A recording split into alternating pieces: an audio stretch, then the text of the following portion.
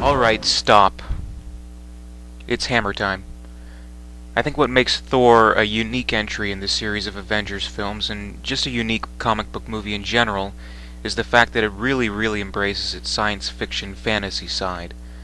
All comic book movies have it to some degree, but if you read certain comics, or cartoons based on them, or video games based on them, there are always some really out there plot lines to be found, like aliens and alternate dimensions, different planets, giant robots, stuff like that. But when it comes to the movie versions of these stories, it feels like they tend to shy away from the heavier sci-fi elements, probably because it just costs too much money to do it in a movie.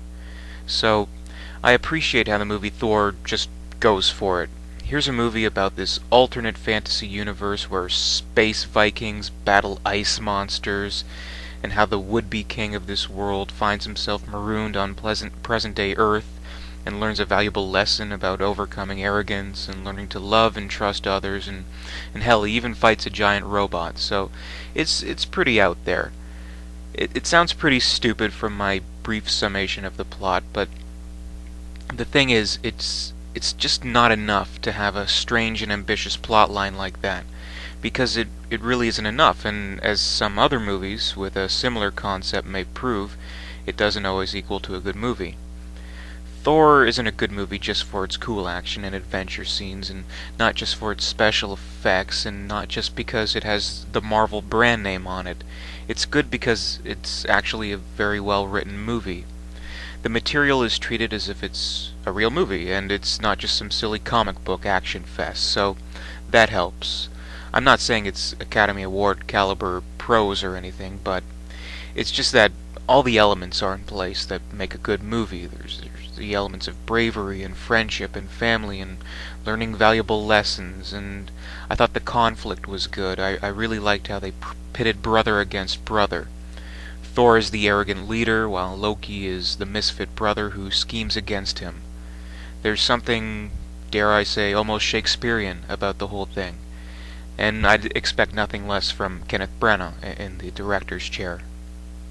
And you know what? I really liked the love story for the movie, too. You can tell Marvel is being pretty careful with all the romance elements in these movies because they, of course, don't want to focus too much on the love story because, well, there's little boys in the audience. They're probably going to lose interest. But at the same time, hey, there's girls in the audience, too, and it's modern times, and you can't just make the female lead a mindless damsel in distress, right? So, basically, they have to make a whole convincing love story work in a tiny section of the movie, and they do a good job here. And I thought Natalie Portman made for a good love interest, and I don't know, I just thought there was something charming about the fact that her character studies the stars, and Thor comes from the stars, and they end up as star-crossed lovers, so I like that. And for what it's worth, I'd say any of these Marvel romantic subplots have more plausibility and make more of an impact than like